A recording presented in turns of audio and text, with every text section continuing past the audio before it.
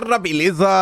Como é que vocês estão, meus amigos? Hoje é dia de dossiê mais uma vez, porque ontem o Estadão trouxe uma denúncia que muito interessa a vocês. O gabinete da ousadia. Creio que muitos já viram alguma coisa, estão mais ou menos por dentro, até já esperavam, contando aí como os petistas estão trabalhando lado a lado aos seus influenciadores, né? Nas redes sociais. Vamos falar só assim por hora. E não seria um dossiê se a gente comentasse apenas sobre a notícia do Estadão. E aí o vídeo obviamente vai começar, vamos olhar o que o Estadão falou, vamos dar algum contexto, vamos colocar algumas coisinhas. E aí a gente vai continuar falando sobre o gabinete do amor, da ousadia. E mostrar algumas coisas que aconteceram nos últimos dias, inclusive. Denúncias que foram divulgadas, mas que não ganharam a mesma atenção porque não saíram no Estadão.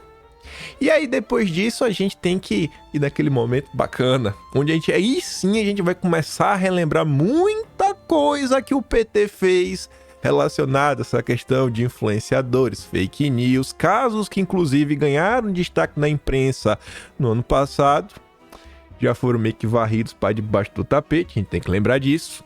E depois a gente vai voltar ao gabinete da ousadia, ao Estadão, porque foi o editorial de hoje também do jornal, criticando o que está fazendo, e tanto na matéria quanto no editorial de hoje, o Estadão usa daquele artifício de sempre, de querer falar, não, o PT tá fazendo errado, é uma cópia do gabinete do ódio, e a gente vai ter que falar do gabinete do ódio. Vem comigo, que a história é boa. Planalto despacha com gabinete da ousadia do PT para pautar redes e influenciadores governistas. Mensagem dura, né? Planalto, tá ligando ao cúpula do governo.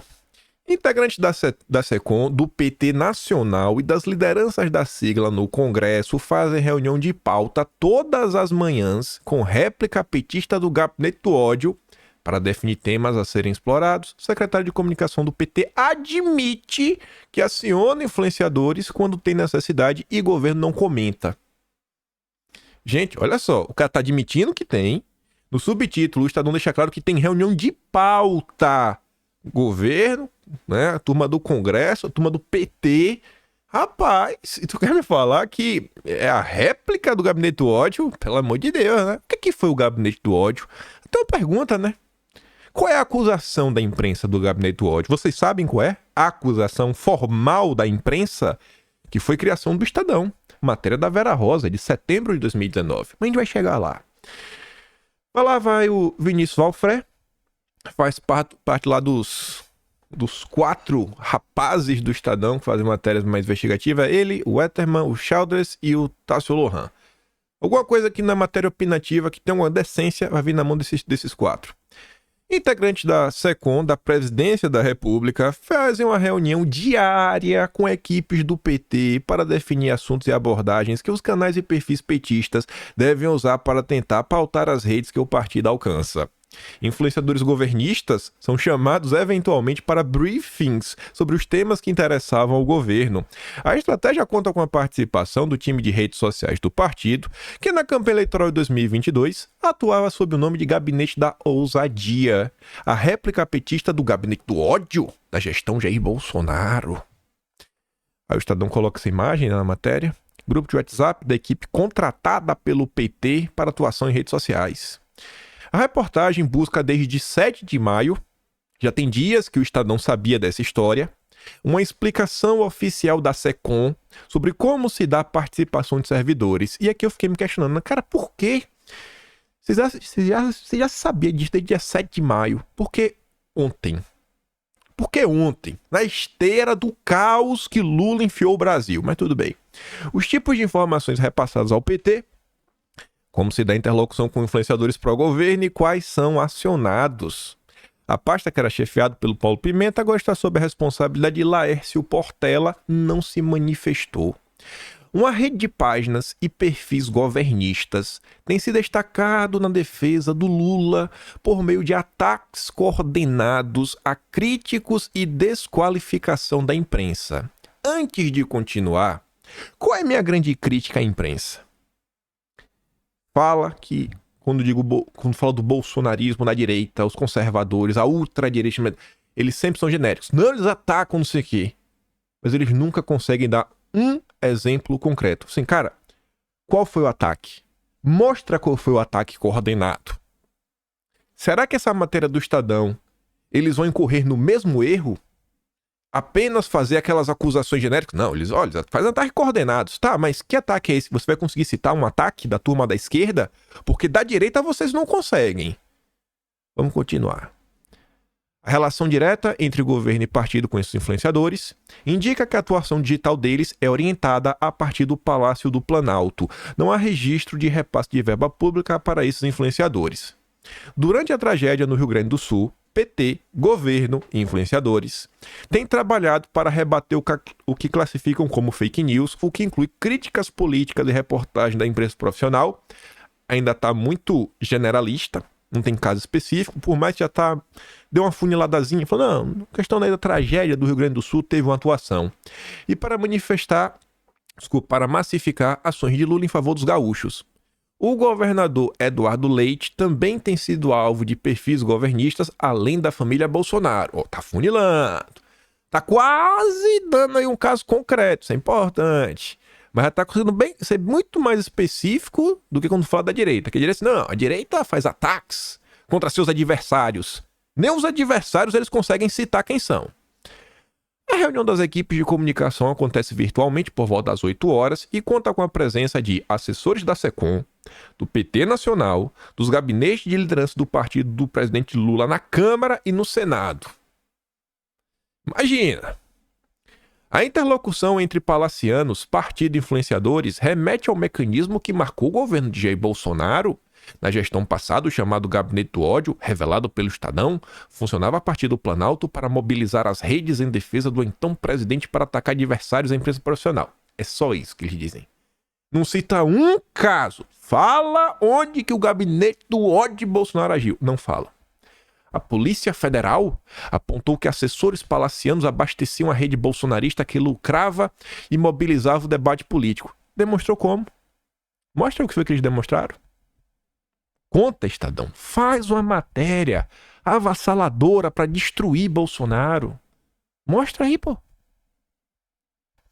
A existência da reunião diária entre SECOM de Paulo Pimenta, comunicadores do PT, foi exposta pelo deputado Gilmar Tato, do PT de São Paulo, secretário nacional de comunicação do partido, durante um evento interno em dezembro. Olha a diferença das provas, né? Os caras admitem. Ele afirmou aos correligionários que o trabalho de comunicação para fazer disputa política com nossos adversários é baseado em metodologia, ciência, expertise e não é de graça. Não é de graça. Eu gosto dessa parte. Às 8 da manhã tem um pedacinho do povo do PT, da delegação nacional, junto com o pessoal da Câmara, da liderança do PT, junto com o Senado, junto com a SECOM do governo Lula, é feita uma chamada reunião de pauta. O que é uma reunião de pauta? O que vamos abordar hoje, afirmou na apresentação que o Estadão teve acesso. E nós produzimos conteúdo, passamos para o Brasil inteiro, vai para o site, todos os dias. E tá ali a imagem, né? Durante a conferência sobre comunicação. Integrantes de uma agência de comunicação que presta serviço ao PT desde 2021 também participam da reunião matinal sobre os temas prioritários que serão enfrentados. A Polo Digital Marketing liderava durante a campanha de 2022, por meio de sua sócia Clarice Chauhel, o grupo de WhatsApp batizado de Gabinete da Ousadia. O espaço no aplicativo de mensagens dedicado à definição de estratégias e mensagens favoráveis à vitória de Lula era conduzido por Clarice e diretamente ligado à coordenação nacional do partido, à época chefiada por Juan Pessoa, hoje superintendente da EBC. Promovido. Procurada, a dona da Polo confirmou que participa das reuniões matinais. Esse gabinete trabalha, viu? É gabinete que trabalha. Mas disse que não poderia falar sobre as questões tratadas. Ela recomendou que as perguntas fossem feitas ao coordenador dela, José Maria. Que, por sua vez, ela falou, eu não posso falar, tem que falar com José Maria. Aí o Estadão vai atrás de José Maria. Aí o José Maria falou que também não pode falar. só o Gilmar Tato? Tem que perguntar. Aí o Gilmar Tato, não, o Gilmar Tato não fala também. Apollo, essa empresa, mantém um contrato de prestação de serviço com o PT que rende mensalmente míseros 117,7 mil. É troco de bala, né? 120 mil reais por mês. Ah, besteira. Besteira. O valor pode ser pago pelo partido com recursos do fundo partidário. Bobagem, bobagem. A equipe da Apollo conta com pelo menos 19 pessoas, entre coordenadores, redatores, especialistas em redes sociais e produtores de vídeo. Essas pessoas, hoje, não sei se elas acreditam no divino, elas deveriam estar de joelhos, juntar as mãos e falar assim: obrigado, Deus, por ser de esquerda, por poder dormir tranquilo, sabendo que a Polícia Federal não vai bater em minha casa. Obrigado, Deus, por ter a certeza, a convicção que eu jamais vou receber uma busca e apreensão sob acusação de estar atacando o Estado Democrático de Direito e toda aquela... Não, aqui não vai ter, aqui é de esquerda. Aqui pode, aqui é do amor. Aí tá ali, né? Contratinho bonitinho pra provar aqui, né? 117.775,58 centavos. Contrato do PT com a empresa de Clarice Chaurel para atuação nas redes sociais, atualizada após as eleições. Quando tem necessidade, a gente convida o influenciador. Em entrevista para o Estadão, o secretário nacional de comunicação do PT, o deputado Gilmar Tato, confirmou que as reuniões de pautas diárias mobilizam as principais estruturas de comunicação do partido, mas mudou o tom a descrever a participação da SECOM. Em vez da participação diária da pasta, como falou aos correligionários em dezembro, ela seria às vezes. Já tá tirando o Lula, nunca sabe de nada, né? Vamos tirar o Lula, vai. Vamos separar aqui. Diz que a SECOM é mais ou menos, né? O gabinete é só nós. Vamos poupar o Lula. Essa é boa. Eu gosto de petista assim. O parlamentar admitiu também que eventualmente influenciadores são chamados para reunião de pauta. Às vezes, quando tem necessidade, a gente convida um influenciador ou outro, disse. A gente já fez reuniões com eles, se conecta com eles, tenta manter um canal, mas a gente não conseguiu ainda ter um padrão de funcionamento com eles. O secretário também revelou que busca estreitar a relação com os influenciadores. Para que eles sigam a pauta de interesse do governo do partido, a gente quer cada vez mais fazer com que eles entrem nessa dinâmica que a gente está querendo de pautar aquilo que a gente considera mais importante. O briefing vem pesado, né? Tá vendo aí? Eu tô na rede social. O objetivo dos encontros matutinos da equipe de comunicação do partido do governo, segundo o deputado, é pautar as redes que o PT alcança, o que abrangeria sindicatos, movimentos sindicais, prefeitos, vereadores, deputados estaduais. Ele exemplificou da seguinte forma os temas tratados em uma das reuniões: destaque do dia, tragédia do Rio Grande do Sul, plano das ações, divulgação Copom Selic, novo PAC, seleções, tragédia no Sul com foco nas fake news. O deputado disse que há casos em que a estratégia definida passa por menções à família Bolsonaro e por reações a reportagens jornalísticas. A gente faz o monitoramento da rede. Se a gente sentir que é necessário responder, a gente responde, chamando os influenciadores, todo mundo bonito, bacana. Parte da atuação nas redes sociais dos influenciadores consiste em convocar mutirões contra adversários ou a favor de governistas, como foi feito nas primeiras semanas da tragédia do Sul. O humorista Whindersson Nunes entrou na mira das redes governistas depois de ter criticado as aparições da primeira-dama Janja em medidas humanitárias para o Rio Grande do Sul. Olha só. Diferente do Gabinete do Ódio, temos uma matéria onde o próprio secretário do PT assume, onde eles conseguem citar um caso, exemplo, poxa, aqui no Rio Grande do Sul, quando o Whindersson Nunes falou da primeira-dama, o Whindersson Nunes, inclusive, corriqueiramente, vem sendo alvo da turminha da esquerda. Nem coloquei aqui no vídeo, que não tive ideia. Deixa eu pegar aqui um print do Whindersson. Que de dias atrás, ó. A turma compartilhou pro Whindersson, né? O Léo Maranhão, o Gabinete do Ódio. Militância Raiz, os influenciadores, bem conhecidos. Estão sempre aí, né? Nos noticiários. E aí, o Whindersson compartilhou. Aí eu mostro o que o Bolsonaro me manda, agora que eu fui ver. Eles me chamam de direitista, mas vou guardar o print. Isso aqui já foi agora mais recentemente, quando ele se envolveu nessa questão aí da PEC das praias. Ele tava lá, começou aqui, ó, o Vinícius Betiol. Depois do chilique do cavalo caramelo, agora o Whindersson está dando chilique para defender o Neymar. Foi quando o Whindersson falou do cavalo caramelo que ele foi atacado. E você vê como é que age a esquerda. Eles pegaram uma publicidade aí que o Whindersson fez pra Havan muitos anos atrás. Não tinha nem tatuagem na cara, não tinha nada. E ele fala, rapaz, de novo o cara da turminha. De novo, até o Whindersson Nunes, que não é da política, já percebeu. Então você tem agora um caso concreto. É totalmente diferente das acusações anteriores. Você fala e mostra. Mas esse aqui não vai acontecer nada. Não vai ter CPMI das fake news. Porque aqui, a turma do amor. Aqui é a turma do amor. A imprensa é outro alvo preferencial do núcleo. Basta que as reportagens exponham erros ou omissões do governo, os influenciadores entram em ação para atacar os emissores. E aqui é um printzinho para encerrar esse primeiro bloco e a gente mostrar que essa denúncia do Estadão veio com alguns dias de atraso. Estava lá no site do Brasil 247, quando eu peguei aquela matéria do Esteves, do André Esteves, falando que o Brasil vai muito bem, obrigado, divulgado pelo Brasil 247, eu fui descendo lá para olhar, comentar os comentários. Tinha isso daqui, ó. Privatização das praias. Esquerda goleia a extrema-direita nas redes. Será que teve um briefing do governo? Porque a própria imprensa, no final do dia, né? Folha de São Paulo fez um editorial para falar que o PT, né? Desculpa, a esquerda pautou o debate com fake news. É o gabinete da ousadia. Era o gabinete da ousadia ou foi orgânico? Fica aí a pergunta no ar. Mas vamos lá. Vamos lá falar a turminha que gosta de censurar o debate.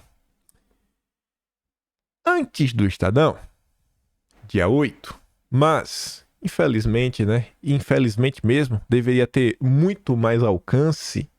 Nosso jornalista David Agape, o homem aí do Twitter Files, ao lado do Eli Vieira. David Agape, de agora, dia 8, escreveu isso daqui. Caçadores de fake news. Como o Lula utilizou a estrutura do governo para perseguir opositores. Quando você olha a manchete, o subtítulo, você vê que já está falando mais ou menos do assunto lá da matéria do Estadão.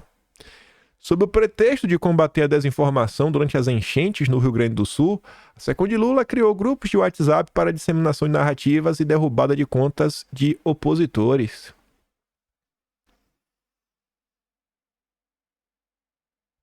Você vê, ó, para e pensa. O Estadão recebeu a matéria, já tinha a informação desde o dia 7. Como é que o Estadão... Ao vídeo que o Estadão teve acesso. É a pergunta que deve ser feita, né? Como que o Estadão teve acesso a esse vídeo? Eu não sei. Não faço a mínima ideia. Mas essa nota do Estadão, com certeza, mas absoluta, ele não tem interesse em resolver a situação.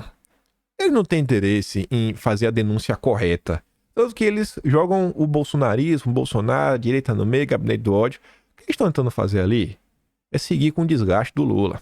É bem claro. O clima no Brasil mudou muito. Mudou muito nos últimos dias.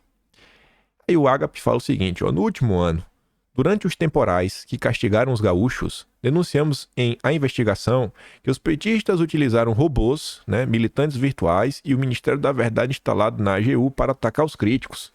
E falou mesmo, acho que foi em setembro, ou foi outubro, mas falou mesmo. Dessa vez, a iniciativa foi liderada pela SECOM, né? A SECOM da presidência. Em publicação no site oficial da pasta, o então ministro-chefe da SECOM, Paulo Pimenta, enfatizou a necessidade de combater a circulação de informações falsas, que, segundo o governo, prejudicaram as operações de socorro e reconstrução no Rio Grande do Sul.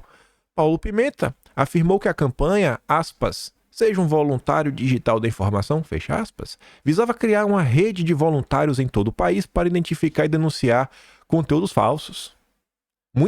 Quando todo mundo vê essa campanha, falou, meu Deus, o que é que está acontecendo? E esse denuncismo, a própria imprensa criticou, não sei se foi, acho que foi a Folha de São Paulo na época que soltou uma nota criticando.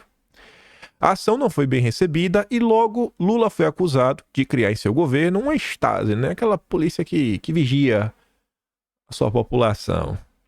E aí, dias depois, a publicação da SECOM foi retirada do ar, mas pode ser conferida aqui, ele deixa lá um link, está arquivado. O motivo para a queima de arquivo não poderia ser mais surpreendente.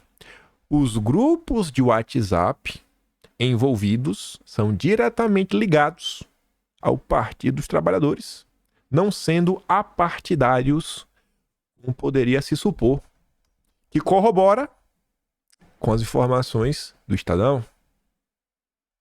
Imagine se a imprensa tivesse a boa vontade de ouvir as denúncias da direita. Os grupos de caças às fake news são mais um braço do gabinete do amor. Além de atacar os opositores e defender o governo, os grupos fazem denúncias coordenadas em massa para calar seus adversários políticos. Para piorar a situação, Paulo Pimenta foi nomeado pelo Lula para assumir a recém-criada Secretaria Extraordinária de Apoio à Reconstrução do Rio Grande do Sul. Esta indicação tem sido alvo de inúmeras críticas, inclusive do governador Neodardo Leite, que acredita que a iniciativa é uma tentativa de criar um governo paralelo no Estado. Funcionamento dos grupos. Os grupos autodenominados caçadores de fake news foram iniciados ainda durante as eleições entre julho e outubro de 2022 e foram divulgados no site oficial de Lula. Além destes, existem os grupos regionais, os grupos para mulheres e os grupos do Lulaverso, este último focado na distribuição de memes e figurinhas pró-Lula. Em uma das publicações, já havia um convite para que as pessoas participem dos grupos femininos. A principal administradora dos grupos de caçadores de fake news é Clarissa B.R. Veiga, jornalista de 65 anos, que já escreveu para o jornal Zero Hora. O perfil de Clarissa no Twitter é recheado de publicações exaltando Lula, o Paulo Pimenta e atacando o bolsonarismo. Tudo escrito em caps lock e expressões exageradas como o bolsonarismo tira vidas, né? Ela fala de forma mais dura. Que é repetido uma dezena de vezes na mesma publicação. Além de Clarissa, outras duas pessoas administram o grupo. Primeiro, Maxwell Gonçalves Nunes, que também administra os grupos regionais. Maxwell é proprietário da empresa Creative Full Service, que presta serviços de consultoria ao deputado federal, quem? O Gilmar Tato. O Tato, que falou lá com o Estadão. Rapaz! Segundo dados do portal Transparência, desde 2023, a Creative Full Service já recebeu 15,4 mil do gabinete do Tato. O terceiro administrador se apresenta como Rodrigo Time Lula, mas fontes informaram que o número de telefone utilizado para a criação desta conta pertence a Paulo Tarcísio Okamoto. Paulo Okamoto, conhecido, famoso, né? Atual presidente do Instituto Lula e presidente da Fundação Perseu Abramo.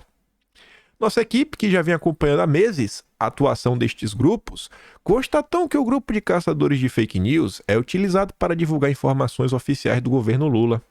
Documentamos a existência de pelo menos 10 grupos ativos dos caçadores de fake news, mas é provável que haja muito mais, considerando que os nomes dos grupos seguem a sua sequência de criação e que há hoje o grupo 186. Conforme os grupos atingiram o limite máximo de integrantes permitido pelo WhatsApp, que na época era 256 integrantes, e quadruplicou para 1024 após o pleito, novos grupos eram criados. As atividades nos grupos estavam suspensas desde as eleições, mas após o rompimento das barragens no Rio Grande do Sul, as atividades nos grupos foram retomadas. Antes, havia cerca de 3 grupos ativos. Um chamamento para voluntários caçarem fake news no Rio Grande do Sul resultou na reativação de grupos inativos entre os dias 8 e 10 de maio. Em 1º de abril, no Grupo 01 havia 5 administradores e 41 membros, e atualmente o grupo conta com 3 administradores e cerca de 800 pessoas. No dia 4 de maio, durante o show da Madonna, Paulo Pimenta entrou pessoalmente no grupo 186, considerado o principal, com cerca de 300 integrantes, para solicitar que os membros espalhassem propaganda da gestão Lula no Rio Grande do Sul. 2 dias depois, foram criados mais 8 grupos, iniciando o recrutamento de pessoas para disseminar mensagens pró-governos. Os administradores republicam as mensagens dos diversos grupos regionais. A palavra de ordem destes grupos é defender o governo Lula e atacar os seus críticos. Estratégia que já denunciamos na reportagem sobre o Gabinete do Amor. As informações compartilhadas nos grupos são rigorosamente controladas. As informações tidas como verdadeiras pelos administradores vem dos influenciadores petistas Lázaro Rosa, Vinícius Bettiol e Thiago dos Reis. Peraí, o Bettiol, esse aqui, atacando o Whindersson Nunes, da militância raiz. Olha, o Lázaro Rosa é aquele de óculos? Não acredito. E o Thiago, o Thiago é o Sorriso Mentex, aqui do lado dessa belíssima de Tremura. É que olha o olhar 43 do Bettiol. Cara, um cara com um olhar desse conquista qualquer mulher. Não tem condição. Que coincidência, viu? Mas que coincidência que a gente vê. Eu adoro as coincidências do Brasil. Rapaz, estes são as principais fontes de narrativas para o grupo e tidos como os únicos confiáveis para se obter informações. Rapaz, o Lula tá mal, viu? Se os 3 cavaleiros lendários do Lula é Lázaro Rosa, Vinícius Bettiol e Thiago dos Reis, o bicho tá mal, viu? Rapaz. O Lula já teve melhor. Esses grupos operam fechados durante a noite e em datas sensíveis para controlar rigorosamente a disseminação de mensagens, permitindo apenas a propagação de narrativas alinhadas com o governo. Assim, as publicações dos grupos são limitadas a moderadores, medida que visa impedir a disseminação de mensagens não autorizadas ou desalinhadas com a estratégia central. Em um incidente recente, o integrante do grupo foi excluído por um administrador após publicar informações verdadeiras que desagradaram o governo Lula. Eu acho que tá certo, né? Pô, o grupo tá bem claro. É o grupo para defender o Lula. Se você não quer defender, você tem que sair. Não é democracia. O PT não é democracia. Os grupos também... Não, na verdade, democracia é isso, né? É a falta de liberdade. É o que a gente aprendeu no Brasil nos últimos anos. Democracia é falta de liberdade. É autoritarismo. É isso que nos ensinaram. Os grupos também organizaram campanhas de denúncias em massa, visando desmonetizar e censurar perfis de redes sociais que propagaram conteúdos contrários ao governo. Essas campanhas são realizadas de maneira coordenada, maximizando o impacto das denúncias e garantindo a remoção rápida dos conteúdos visados. Toda vez que uma pessoa nova entra no grupo, os administradores republicam a mensagem padrão que apresenta os objetivos do grupo. Denunciar fakes nas redes sociais, somente postagens com link, compartilhar os desmentidos, divulgar projetos e ações do governo Lula. Mutirões de denúncias visando derrubar publicações em redes sociais de opositores políticos são comuns nos grupos dos caçadores de fake news. Diariamente, as publicações são sinalizadas para denúncias. Em diversos casos, nem ao menos é explicado o motivo. Derruba aí! Derruba porque não pergunta. Aqui ninguém pergunta nada. Democracia é não perguntar e não ter liberdade. A democracia do PT. Existem até mesmo tutoriais em vídeo, criados pelos administradores, explicando como devem ser realizadas as denúncias. Na maioria das vezes, perfis de direita, como o vereador Carlos Bolsonaro, são utilizados nestes vídeos como exemplos de perfis a serem denunciados. Os vídeos são criados e distribuídos de acordo com o assunto do momento. Por exemplo, em 1º de abril, havia um vídeo sobre denúncias de perfis de direita relacionados a tomar um negocinho lá. Em 20 de abril, o vídeo abordava outro tema relevante do momento, novamente focado em perfis de direita. O 3º vídeo foi inteiramente dedicado a desmentir supostas informações falsas relacionadas a Carlos Bolsonaro. Entramos em contato com os envolvidos, mas até o momento da publicação desta reportagem, não recebemos retorno. O espaço permanecerá aberto para esclarecimentos. E até agora é dia 12 já, né? Não, dia 11. É dia 11 até agora nada. Ninguém quer responder nada. Ninguém quer responder. E aí, juntando, você viu com o Estadão, com essa daqui, dá um bem bolado, dá pra entender um pouco o que é o governo Lula, o que é o PT, o que é a esquerda no Brasil. Junte essas duas coisas e deságue. Ô, rapaz. Eu já queria mostrar um negócio aqui. Ficou no fim desse tema. Pera aí. Coloquei no lugar errado a matéria. Pera aí. Cadê? Aqui. Pera aí. Cadê? Aí. Aqui, cola aqui, pronto. Um carinho aqui pra cá, pá. Vou voltar. Aí junte os dois, faço meio bolado e deságue aqui. Aqui. É essa turma que quer né? O governo Lula tenta um aval do TSE para atuar contra fake news. E causa preocupação. Não, por que será, né? Por que será? Por que será que as pessoas estão preocupadas? A AGU questiona se a ação para retirada de propaganda eleitoral por desinformação sobre políticas públicas federais é competência da Justiça Eleitoral. O caso ainda não foi analisado. Para você entender, essa matéria é longa. Eu peguei os pedaços que explica, né, a questão jurídica por trás da movimentação. O governo iniciou a tentativa de aval do TSE para atuar contra a fake news na eleição, movimento que gera um temor de efeito cascata para advocacias públicas, estaduais e municipais. Para você entender, especialistas consultados pela Folha avaliam que a consulta da AGU demonstra interesse em obter uma resposta no sentido de que ela possa mover esse tipo de ação na Justiça Eleitoral. Os especialistas apontam ainda que um eventual alargamento nesse sentido para a Advocacia da União. Se a Advocacia da União puder atuar junto à Justiça Eleitoral, que meio que não pode no momento, isso pode gerar um efeito cascata para advocacias públicas estaduais e de municípios. Neste cenário, um candidato à reeleição poderia ser beneficiado não só por meio de ações movidas pela sua equipe jurídica de campanha, mas pelas procuradorias. Imagine, foi fake news contra mim. Além de ter os advogados dele, da campanha, tem a máquina. Olha que bacana. Aí, até o momento, a gente não sabe qual vai ser a decisão final.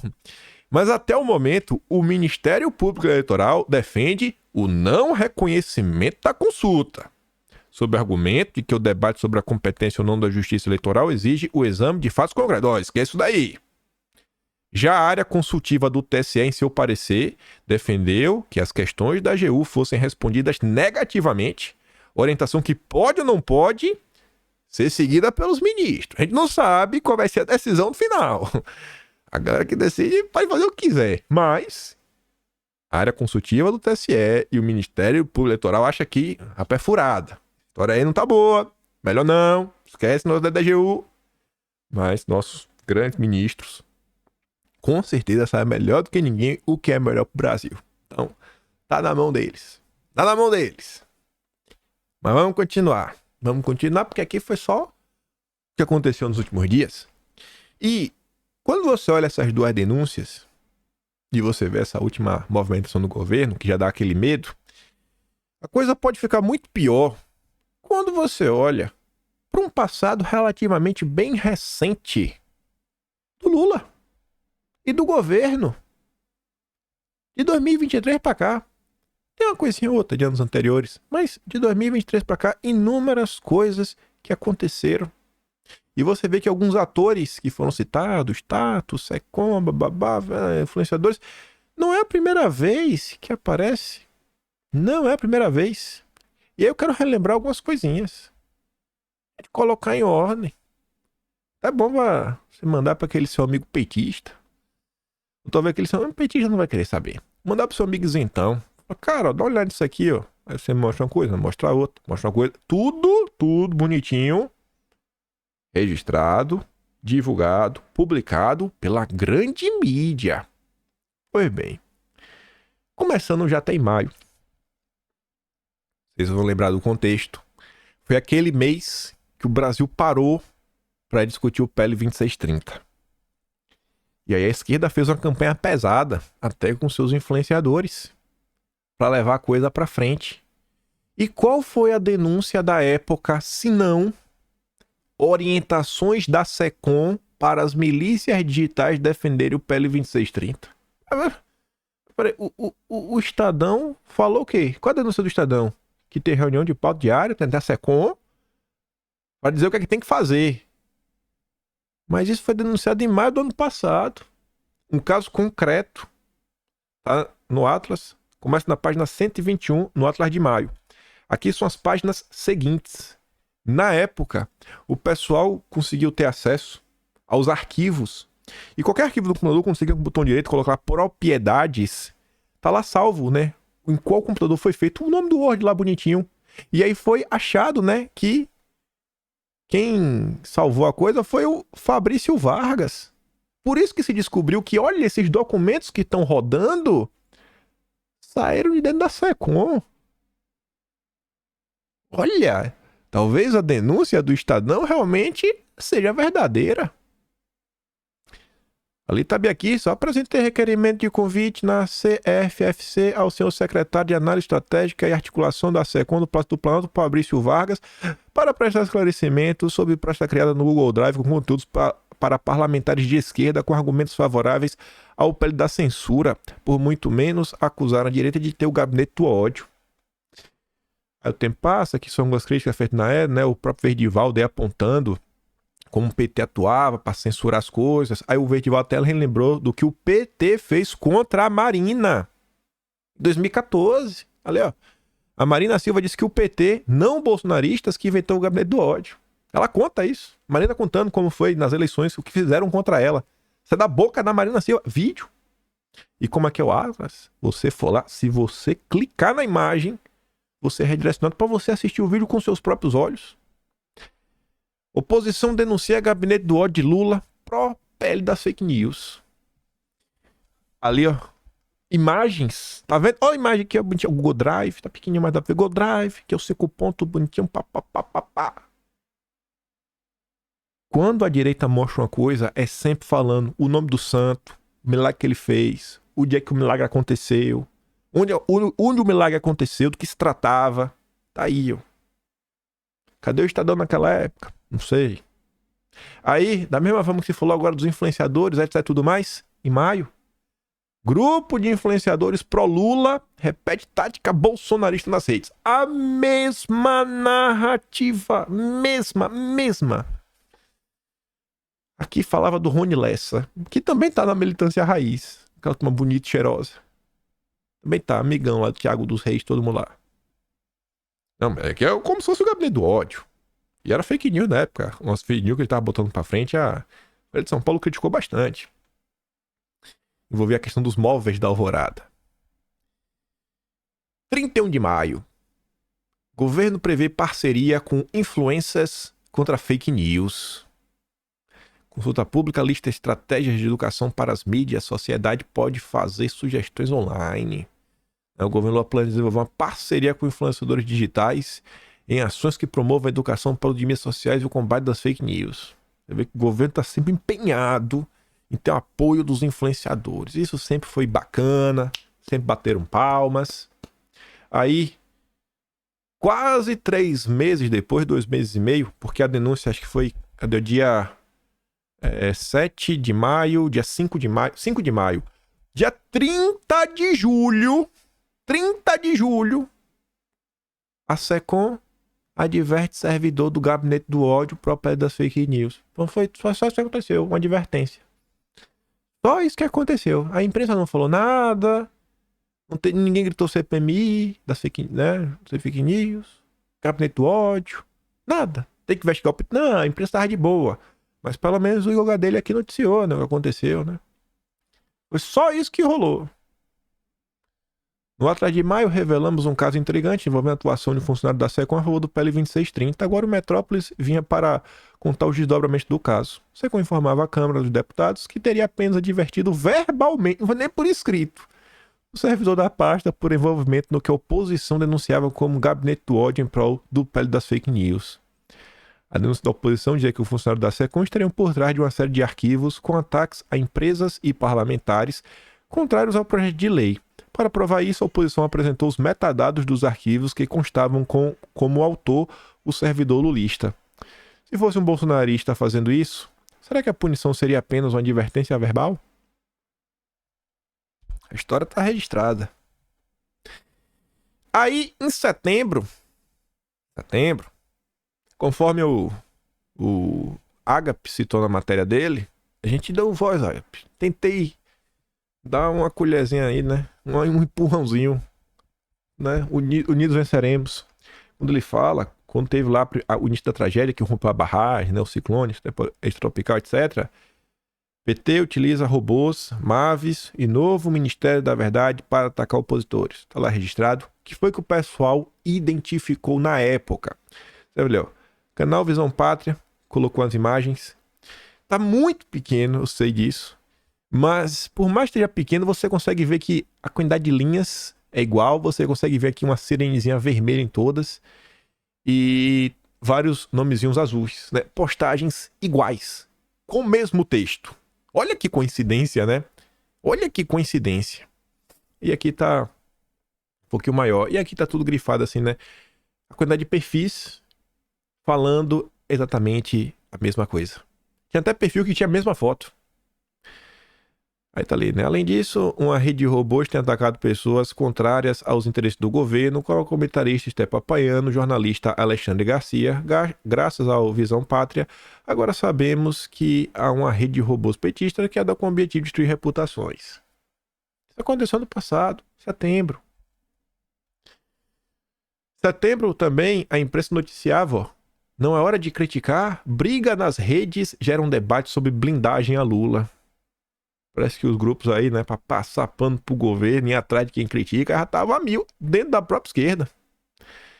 Por prejudicar o governo, a assessora demitida não teve a proteção nem dos identitários. Foi a Decotelli, né? Viajou aí. A assessora da Marielle. Aí quando chegamos em outubro, o Estadão falando, né? Ah, a turma aí foi pra cima de jornalista, etc, tudo mais. A gente teve aquela denúncia, que foi ali o período pré-eleição do Milei, onde falou aí sobre o empenho do governo Lula em fazer com que o Banco do BRICS, acho que foi o Banco dos BRICS, quase certeza, deixa eu ver se eu botei ali. Não coloquei, tenho quase certeza que foi a questão do Banco dos BRICS. Mas foi pra ajudar lá como é o nome do cara, pai? Sérgio Massa, o sucessor do Fernandes. O cara que ia suceder o Fernandes, tentar ajudar os peronistas. E o Estadão revelou isso na época. Aí a chefe do Estadão da área de política, né, da sucursal lá de Brasília, era a Andresa Matais. Andresa Matais foi alvo de diversas coisas nas redes sociais, diversos comentários e teve até as suas contas hackeadas. Jornalista do Estadão, alvo de ataque hacker. O governo disse que vai assinar a PF. Eu quero saber até o... E aí, o que a PF achou? Porque esse caso aqui ele nunca teve solução. Quer saber outro caso que nunca teve a solução? E que quase ninguém se lembra? Você lembra que quando o Maduro veio ao Brasil, a jornalista da Globo tomou um sacode? Lembra disso? Lembra que teve isso? Que investigar, que parece que também tinha o segurança no Brasil. E deu em que, gente? Deu nada, né?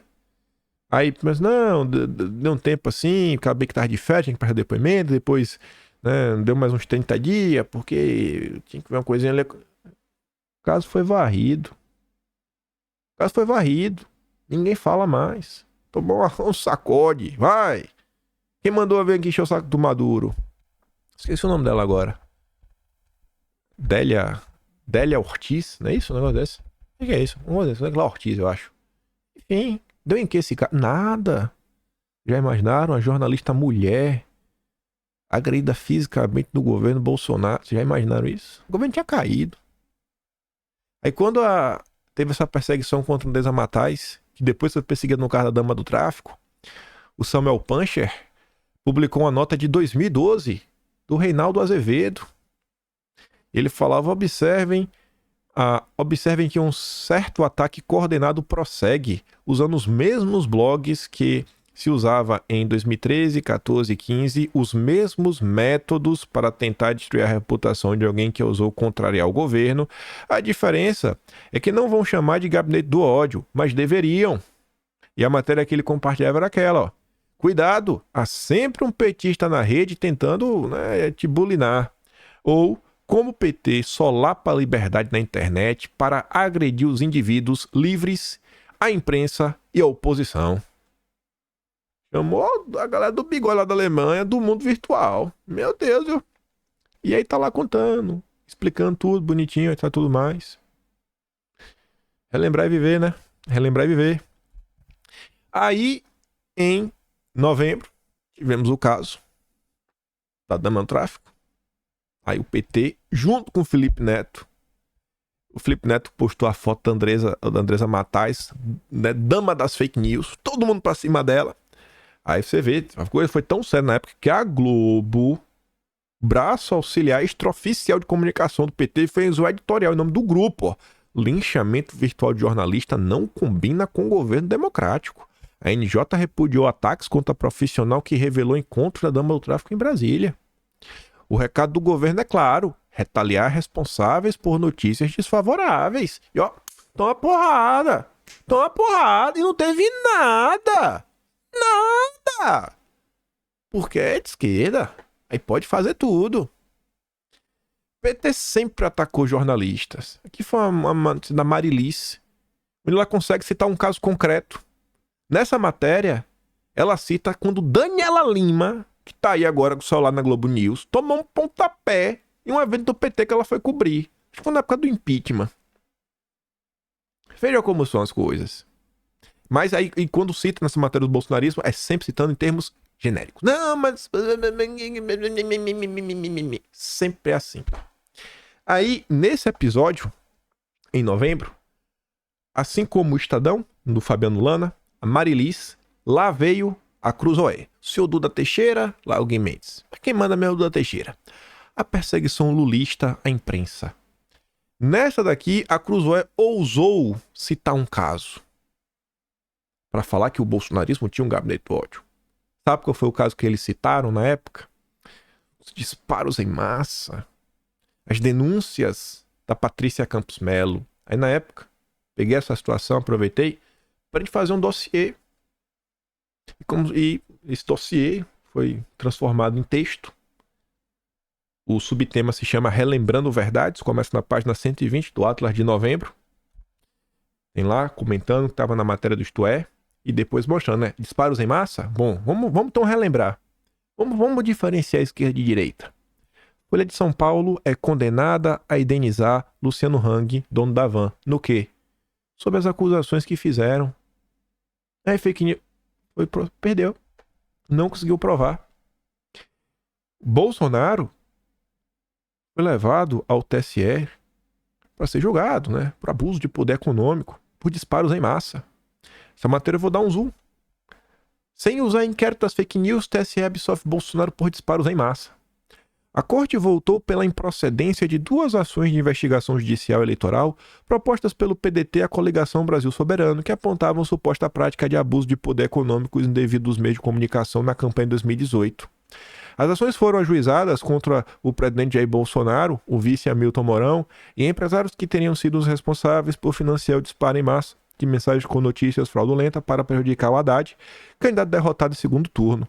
Dentre os empresários está Luciano Hang, informando que, no mérito, por unanimidade, o TSE entendeu que não há nos autos os mínimos indícios que houve disparos ilegais de mensagem. O TSE disse isso. Não há o mínimo indício que teve. E até hoje acusam a direita dos disparos em massa. O TSE não tem o mínimo. Em suma, a ação se baseou em reportagem da jornalista Patrícia Campos Melo, publicada pelo jornal Folha de São Paulo. Aspas, tudo recaiu no domínio da especulação. Sabe quem resumiu isso?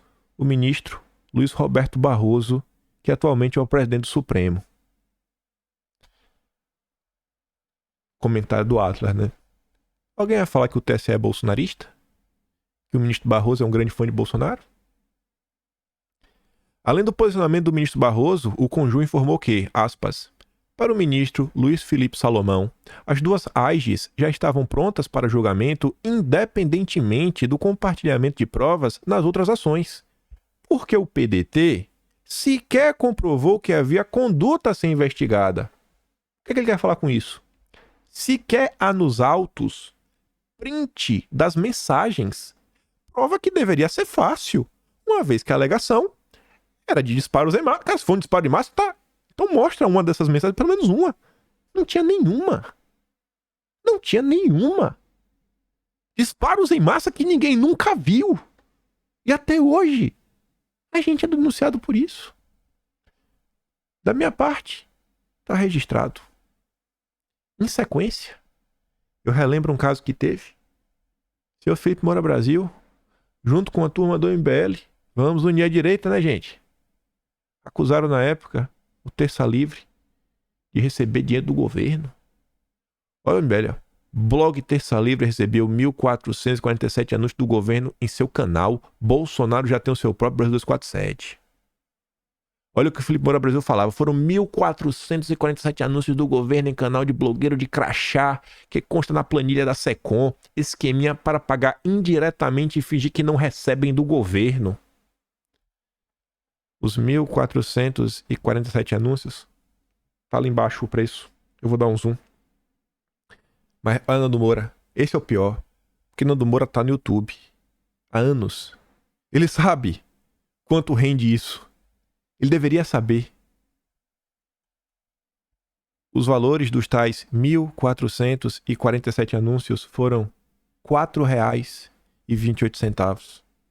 O governo só contratou o serviço com a Google. E a Google escolheu os sites que iam. O governo não mudou nada. E para mostrar que o governo não escolheu nada, porque se fosse para escolher, o governo deveria dar mais dinheiro, então, para os bolsonaristas. Não.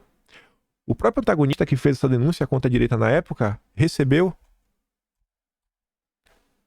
R$ 49. R$ 49. O Terça Livre recebeu 4. 11 vezes mais. Então, se existe um gabinete do ódio, quem está recebendo dinheiro pro briefing é o antagonista que o Felipe Moura Brasil trabalhava. Aí, quando a gente vai para março de 2024, também estava registrado lá, né? O Gabinete do Amor, o Esquadrão para defender Lula e atacar opositores. Tudo bonitinho lá. Quem quiser dar uma olhada. Já comentou isso no mês de março. E aí, voltando pro princípio de onde a gente começou, o Estadão, ele publicou um editorial hoje, falando, né, sobre o caso. E mais uma vez falando sobre o Gabinete do Ódio. A ousadia do PT. Pioneiros da desinformação, petistas se assenhoram da comunicação estatal para tentar melhorar a imagem do governo, confundindo interesses partidários com os do Estado brasileiro. O Estadão revelou que servidores da Secom, da presidência, têm se reunido diariamente com equipes do PT para pautar as redes que o partido alcança. Batizado de Gabinete da Ousadia, uma espécie de contraposição supostamente debochada ao Gabinete do Ódio bolsonarista, também revelado por esse jornal, vamos falar disso. Esse conciliábulo deveria se chamar Gabinete da Petulância, dada a descarada apropriação da estrutura do Estado para fins político-partidários. A iniciativa, embora indecente, nada surpreende. Trata-se da reedição da manjada máquina petista espalhada em difundir versões dos fatos que agradam o Palácio do Planalto, não necessariamente verdadeiras, e desqualificar e perseguir os críticos do governo federal, sobretudo a imprensa profissional. Tão naturalizada foi essa misórdia que ambas parecem ser uma coisa só. Mas convém lembrar que não. A Secom é um órgão público responsável pela comunicação institucional da presidência. Obviamente, deve ser apartidária. Já a estrutura de comunicação do PT é privada, ainda que financiada pelos vultuosos recursos dos contribuintes que enchem o caixa dos partidos, uma excrescência por si só. Portanto, se ousadia há, é o fato do Lula seguir recalcitrando contra o princípio republicano da separação do público e do privado, misturando deliberadamente os interesses de seu partido com os interesses do Estado brasileiro. A bem verdade, o tal Gabinete da Ousadia não funciona nos mesmos moldes do Gabinete do Ódio. São diferentes, né? Ainda que ambos, ao fim e ao cabo, usem os mesmos artifícios para alimentar cisânia entre os cidadãos, mentir ou distorcer a realidade. O Gabinete do Ódio foi alçado à condição de estrutura de governo com servidores dedicados e remunerados pela administração pública. Ademais, operava ao lado do gabinete de Bolsonaro, sob as ordens diretas de um de seus filhos, o Carlos Bolsonaro. A dinâmica do Gabinete da Ousadia é um pouco mais informal, como mostrou o Estadão, malgrado também se prestar a intoxicar o debate público, prática da qual o PT, aliás, é o pioneiro na história recente. Beleza. O Estadão não explicou o que ele mesmo denunciou na época. Ele só fala que não, eram servidores. Não falam quantos, né? Não falam quantos. Trabalhava pro Carlos, do lado de Bolsonaro. Só fala isso. Beleza. E fazia o quê? O Estadão podia deixar claro. Dava ordem para pessoas? Tinha briefing? Tinha reunião diária? Tinha articulação com o partido político? Tinha reunião com membros do parlamento? Porque a gente tá vendo um negócio que é diário. Segundo o Estadão. Segundo o Estadão, SECOM, do governo, gente do PT, influenciadores às vezes, e gente do parlamento. E aí? Faz a diferença, Estadão? Seja honesto. Há mais de uma década, o PT olhou para a internet, ainda tateando o universo da política, e viu no ambiente virtual uma nova trincheira de sua batalha política contra adversários e críticos. O busilis é que o partido passou a entender por batalha política nessa ramificação da esfera pública, então em ascensão. Em 2011, é bom lembrar, o PT criou os famigerados Núcleo de Militância em Ambientes Virtuais. A origem do que há de pior no debate público, chamemos assim, travado nas redes sociais hoje em dia. Ao que parece, nada disso mudou. Hoje é ainda mais promíscua a relação entre o PT e o governo Lula III no que concerne à comunicação ao arrepio da Constituição, em particular dos princípios que regem a administração pública. Quem revelou isso foi o próprio secretário nacional de comunicação do PT, o Gilmar Tato. Ao Estadão, Tato admitiu a realização das reuniões de pauta envolvendo sua equipe, agência de comunicação contratada pelo PT, servidores da SECOM, só contemporizou, afirmando que a participação destes últimos seria esporádica, às vezes, dependendo do horário, como se a frequência dos encontros fosse o problema central, e não o fato de servidores da SECOM, que, repita-se, deveria ser apartidária, discutirem a comunicação do governo com membros do PT. Como qualquer partido, o PT pode dizer o que quiser sobre Lula, sobre o país, sobre o mundo. A SECOM, por sua vez, está a serviço de todos os brasileiros, não só dos petistas. E tem uma missão pública clara, principalmente regida por lei. Mas, para um demiurgo que não admite ser falível nem como hipótese, o inferno são sempre os outros. Logo, para Lula, qualquer desgaste perante a opinião pública se resume a mera questão de comunicação. E vale tudo nessa batalha para fazer prevalecer a sua versão dos fatos, até rasgar a Constituição e sapatear sobre a moralidade pública. Aí, para não ficar sem resposta à questão do gabinete do ódio, e a gente vai chegar lá, quero só mostrar 2 tweets. O primeiro é esse da Sarita. O antagonista compartilhou a informação do Estadão e ela fala assim, ó, aqui o antagonista repercute matéria do Estadão que diz que a SECOM do Lula pauta influenciadores digitais com briefing. No entanto, mente ao dizer que o governo Bolsonaro fez isso. Ao contrário, os adversários acusaram o governo anterior de fazê-lo, centenas de pessoas foram perseguidas, sofreram busca e apreensão, tiveram seu sigilo quebrado e nada nesse sentido foi encontrado, porque nunca existiu. Nunca encontraram nada. Agora que está comprovado que o PT faz isso, a imprensa dá até um apelido simpático.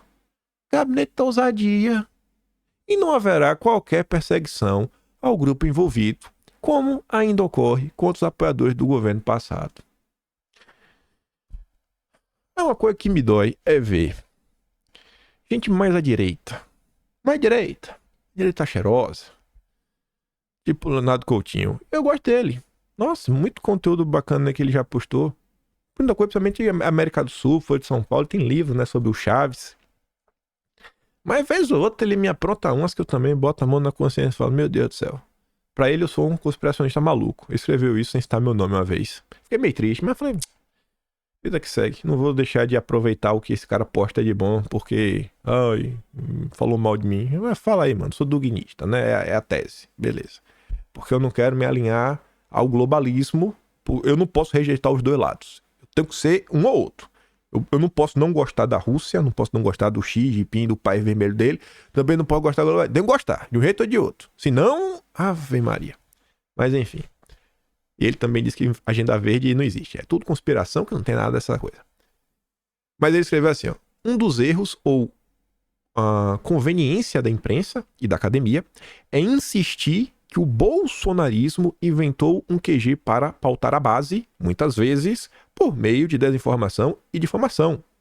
Muito antes já existiu o PT fazendo exatamente a mesma coisa. A diferença é o profissionalismo petista. Então veja, ó, ele está falando que o PT fazia o que eles acusam o Bolsonaro de fazer, o PT fazia antes. A mesma coisa. Olha para fazendo a mesma coisa. A diferença é o profissionalismo. Ou seja, os dois fazem a mesma coisa, a diferença é o profissionalismo. Tu acredita que teve gente nos comentários Eu vou mostrar, me perdoa. Sem querer ser chato com quem postou lá, mas é porque eu gosto de mostrar o que eu falo, né? Pra não parecer que eu sou mentiroso. Sabe? Eu tenho essa mania, né? É mais forte do que eu. É mais forte do que eu. Eu acho que é nesse tamanho aqui que fica bonitinho. É esse mesmo. Olha, vai dizer pra vocês aqui, ó.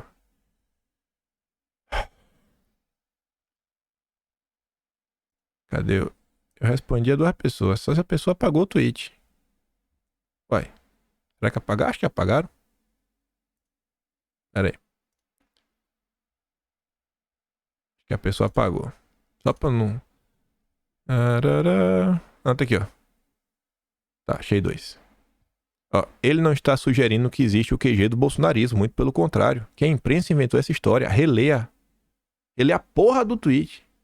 Cara, eu li, velho. Eu sei ler, pô. Ele não tá sugerindo que existiu. Ao contrário, na verdade, ele afirma que a imprensa erra quando inventa. A imprensa erra, cara. Ele tá falando que... Ele tá falando... Ó, muito antes de existir o PT falando a mesma coisa. A coisa que acusam ele de fazer. A diferença é só o profissionalismo. Gente, pelo amor de Deus, pô. Ele é a porra do Twitter. Nossa. Isso porque eu fiz um comentário pra ele. Você não viu o comentário que eu fiz pro Coutinho? Você falou assim, Coutinho, mostre as provas, pô, do que aconteceu então. Traz aí um caso concreto aí da revelação da imprensa de como funcionava o gabinete do ódio. Sabe? É de doer. Você defende a direita de uma acusação e o errado é você. Vai lá, vamos lá, vamos continuar. É o Brasil. Pois bem, em março de 2024, o próprio Coutinho postou uma coisa muito interessante. Muito interessante, que virou dossiê histórico na época. Teve um levantamento do DFR Lab, um grupo aí tipo o NetLab. Sabe o NetLab que tá aí na pauta agora? Instituto Velho do Felipe Neto, que faz análise, redes sociais, postar e blá blá. Pois bem, fez um pra falar que o Brasil 247 era um braço do Kremlin no Brasil, né? Pra divulgar a narrativa do Putin. Eu acho que é o mesmo, eu acho que é mesmo. Eu acho que é, acho, mas enfim. E aí eu lembrei, eu falei, vou pegar esse gancho pra recontar uma história, pra não ficar desaparecido aqui, tem tudo a ver, que é a história do Gabinete do Ódio. Quando, em 2020, o DFR Lab aparece, junto ao Facebook, ali que você começa a pegar a história do Gabinete do Ódio, que vinha sendo pontuada de uma forma, para distorcer e criar outra e falar que, na verdade, é um grupo de destruição de reputação. Repercutiu na época, até a matéria do Brasil 247, eu peguei na época para mostrar o Brasil 247, que agora reclamava que o DFR Lab estava atacando ele. Era o Brasil 247 que bateu palma pro DFR Lab quando criticou a direita. A gente vai voltar aqui. Aí eu comentava sobre isso, mostrava matérias que o Brasil 247 fez com base na questão do DFR Lab. Aí eu relembrei o que foi o caso na época, o que aconteceu, mais ou menos qual foi a denúncia, de onde partiu. Aí mostrei que a Atlantic Council, que é que tá acima do DFR Lab, é um grupo lá dentro, recebia dinheiro da Apex, né? Aí lembrei a história, recebia 100 mil por ano da Apex, que foi alvo de uma confusão no governo entre a turma do Santos Cruz e a turma ideológica, representada na figura da Letícia Catelani na época. Uma das coisas que ela estava tentando fazer, e ela tuitou muito antes dessa confusão do Atlantic Council, do gabinete, muito antes ela avisou, que tá ali, ó. Sofri pressão dentro do governo pela manutenção de contratos espúrios. Antes, ela tinha feito um tweet em abril falando, pô, estamos aqui renegociando o contrato, cortando muita coisa, e muita gente questionava, cara, que contratos são esses? Talvez o contrato da Apex foi um que ela queria cortar. E aí, ó, Letícia Catelani foi demitida pela turma do Santos Cruz, a direita cheirosa. Novo presidente da Apex, demite diretor do Santos Cruz, a gente relembrou. Aí, nessa matéria da Carta Capital, desculpa, da Piauí, da Thaís Bilenque, de 9 de maio de 2019, ela conta como o Alexandre Frota foi até ela para falar, pô, do filme Marighella, não, temos que levar. E ele disse, rapaz, não vai, mas tá maluco, mas não é filme Marighella. Aqui, ó, o motivo da recusa de negociar, segundo Alexandre Frota, é o filme Marighella. Não, pô, não vai usar a estrutura do Estado para isso. Cortou lá o financiamento para o Festival de Cannes, não vai ter. Você vê qual era o tipo de contrato que estavam sendo cortados. Aí, a mesma Globo, que em 2019, essa matéria aqui do lado diz: Bolsonaro nomeia para gabinete pessoal assessor que atuou em página de ódio durante pré-campanha. Do Técio. 2019. Aí passou um ano e meio. Que é janeiro de 2019. 4 de janeiro de 2019. Passou um ano e meio. Investigação aponta assessor de Bolsonaro como responsável por página de fake news. É o Técio. Ou seja, a página, o cara tinha essa página desde 2018. O cara tinha uma página desde 2018. Aí eu relembro internacionalmente o Atlantic Council, quando teve a denúncia do Twitter Files americano em 2022. Acho que foi o Twitter Files 6. Eu coloquei ali? Não tem, mas acho que foi o 6. Foi o Matt Taibbi na época que escreveu, não foi o Schellenberger, não foi lá a outra, a Barry Weiss, foi o Taibbi. Twitter Files 6, ele fala, eu mostrava como o Atlantic Council, através do FR Lab, atuou nos Estados Unidos, na Comissão do Processo Eleitoral, o EIP. A ascensão do complexo industrial de censura no Brasil, isso mais recente, o HP. O HP adora essas confusões de censura. E aí tá ali, a primeira matéria sobre o gabinete do ódio. Vera Rosa, Tânia Monteiro, 19 de setembro de 2019. Vamos dar um zoom. O termo surgiu nesta matéria do Estadão, 19 de setembro de 2019, mas engana-se quem pensa que o termo era utilizado apenas para se referir às pessoas que supostamente compartilhavam fake news e discurso de ódio na internet. A verdade era outra. Vejamos o que a própria nota revelava. O Palácio do Planalto abriga um núcleo de assessores que tem forte influência sobre Bolsonaro e é conhecido como Gabinete do Ódio. Defensores da pauta de costumes, eles produzem relatórios diários com suas interpretações sobre fatos do Brasil e do mundo e são responsáveis pelas redes sociais de Bolsonaro.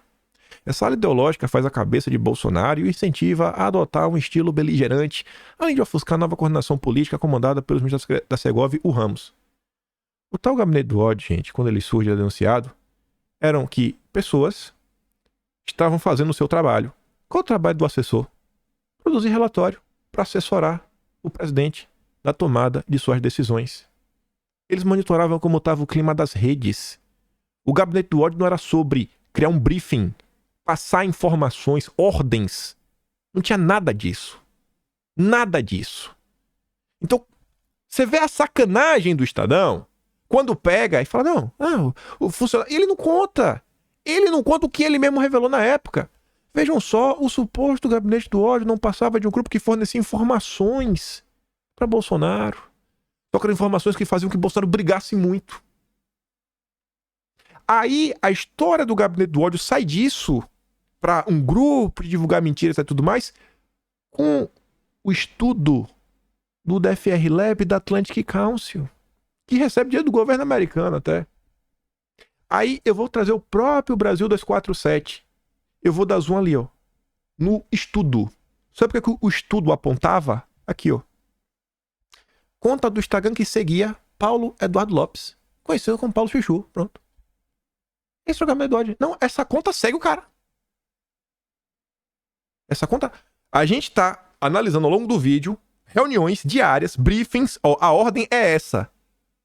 O gabinete do ódio era assim... Não, ela seguia. Ela seguia. Olha outra. A página do Facebook, da conta do Instagram, foi criada pelo Técio. O Técio criou uma página, mas ele tinha essa página desde antes. Ele tinha que parar com a página. Enquanto um civil, ele não pode publicar nas suas redes sociais. Não é uma acusação de ordem. Não, ele tinha uma página. A página dele é ruim, né? Página do Instagram registrada por Técio.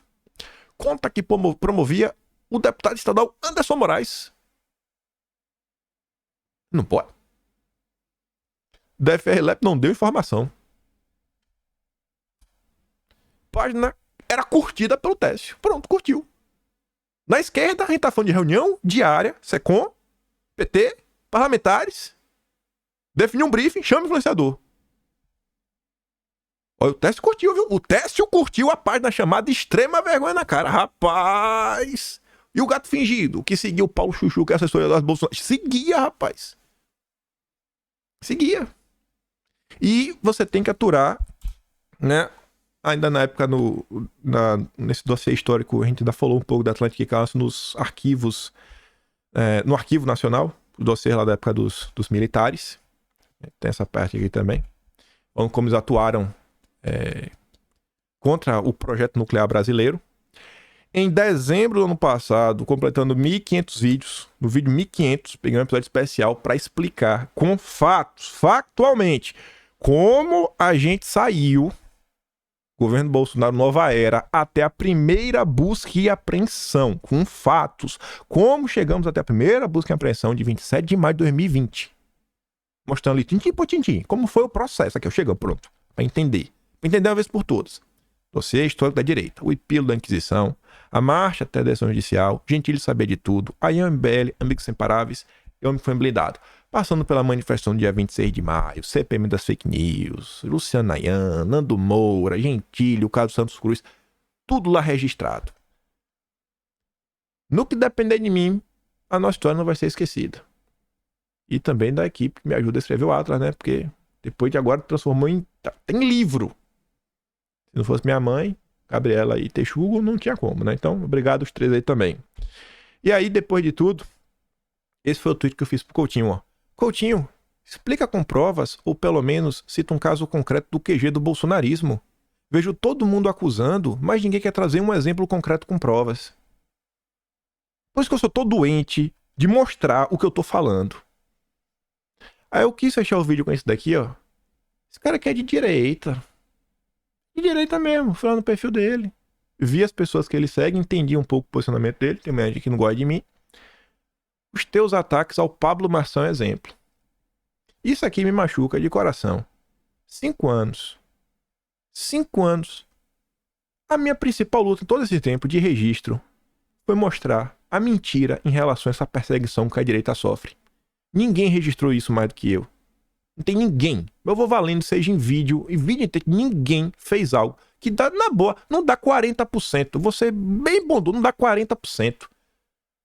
Pra chegar e eu ser membro do Gabinete do Ódio, porque por causa do Pablo Marçal. Pablo Marçal, pronto. É o novo herói da direita. Há um mês atrás, Pablo Marçal no Brasil era sinônimo de um mentiroso. O coach que mentia. Agora é herói. Pablo Marçal é herói, eu sou o vilão, eu sou o Gabinete do Ódio, tem que ser preso, só pode. Fala se não é decepcionante. Tudo aí mostrando pro lado, só relembrando coisas. Pra mostrar. Aqui, ó, esquerda fez isso, a imprensa acusou isso, o que fizeram com a gente foi isso daqui, por isso que eu acho que é injusto. Mas eu não presto. Quem presta é o Marçal. Que eu tava na Braddock, né? Falou que o Constantino era um extremista. Parabéns aí. É isso. Esse é o Brasil. Esse é o Brasil.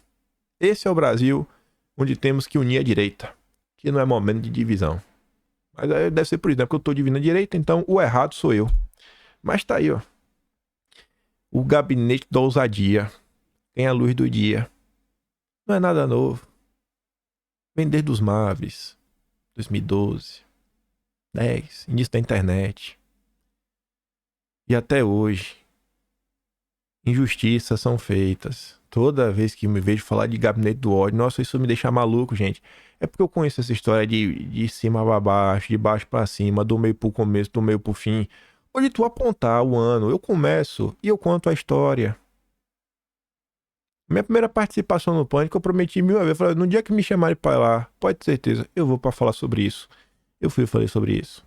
Falei sobre o Gentili, falei sobre o Baiano, falei sobre o MBL. Não deu pra falar tudo, né? A participação é rápida. Falei alguma coisa. Não tem nada, botar uma pulga atrás da orelha. Será que realmente merece? O tema é que tá aí, ó. Batendo na tecla. E tudo que tá acontecendo na era Lula aí, como vocês podem ver, tá tudo registrado. É até rápido de achar. Até rápido. Eu já sabia mais ou menos como estão os capítulos de regulação das redes. Eu fui olhando no índice e falei, pá, eu sei que começa em maio. A questão da SECOM eu já sabia que foi em maio. Eu sabia que foi na época da confusão da regulação das redes. Mas foi fácil de achar. A questão da Mavis, eu dei um Ctrl F, botei Mavis. Aí achei rapidinho o que eu queria também. Fui botando. O DFR Lab eu também. Ctrl F, DFR Lab. Falei, deixa eu pegar aqui que eu sei que o DFR Lab. Eu falei sobre a questão do Gabinete do Ódio. Tá aí, registrado. Ordem por mês. Fica fácil de pegar. No que depender de mim, essa história do governo Lula não passa em branco. E deixa até obrigado também a todo mundo que apoia aí. O Atlas, né? A iniciativa. Todo mundo aí que assina. Tá obrigado mesmo de coração. Porque se não fosse não, eu consigo pagar o salário, né? Sozinho não dá pra fazer de jeito nenhum. 400 páginas por mês, às vezes mais. Então precisa de 3 pessoas no mínimo aí pra escrever. Tem a Mari, que faz a edição final, vai ficar mais bonitinho. E por hoje acho que é isso. Aí o PTzão, grande partido democrata, todo mundo bate palma, né? Representação da democracia. O problema era Bolsonaro continuar. Essa imprensa brasileira, né? Então um dia, quem sabe ela melhora. Não dei play em nenhum vídeo, então tem nenhum vídeo pra mandar pra vocês. Se você achar interessante aí, volte. Considere se tornar um apoiador do lado, você vê uma coisa interessante. Tem muito mais lá. E é isso, né? Acho que grande beijo e abraço. Vejo vocês amanhã. Falou, meus amigos. Fui.